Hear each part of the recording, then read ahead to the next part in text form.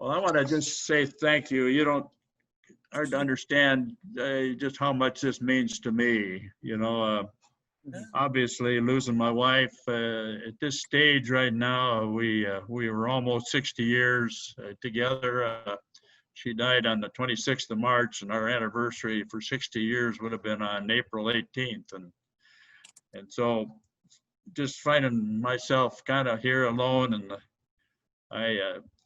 I believe in prayer, obviously, and I just asked the Lord, can you show me what plans you might have for me now, and probably a lot of you know Jeremiah 29:11, for I know the plans I have for you, declares the Lord, plans to prosper you and not to harm you, plans to give you hope in the future.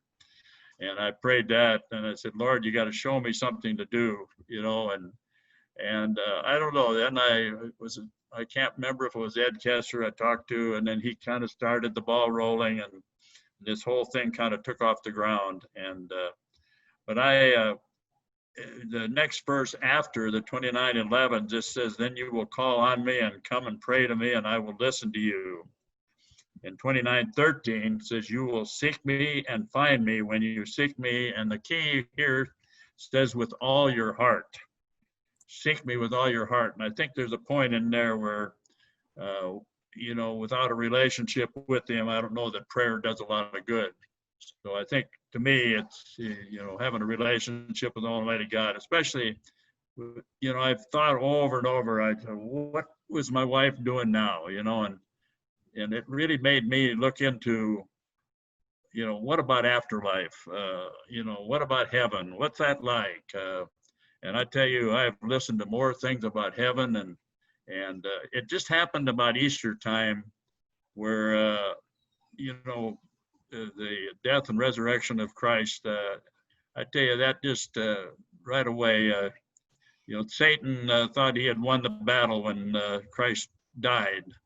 But when Christ came out of that tomb, old Satan kind of had to turn his tail and say, nope, I lost. And Christ won the battle there. And it just right away, it just made more sense to me probably than it ever has when you start losing a loved one. And a lot of you have gone through that yourself. And I'm probably not telling a lot of you things that you maybe have already been experienced yourself. But anyway, I just appreciate so much.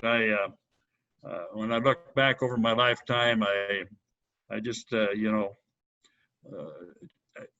so many ways, I think there's a point where seriously we have to know what we're going to do spiritually with our lives and our families, the young people that you are responsible to raise. Who's going to lead them to a life, a spiritual life, if we don't do it? And so I just feel so strongly about, my family being in heaven. If I'm going to be in heaven, I want my family there. And I would like to see all of you when we get to heaven. I probably got less years here than most of you do. And to be able to think ahead and think about, gee, I look around the screen and I see all these faces, and do you have any concept of how long eternity is? It's a long time. That's a guarantee. And that fire, that the other alternative doesn't sound very attractive to me. That eternity and fire.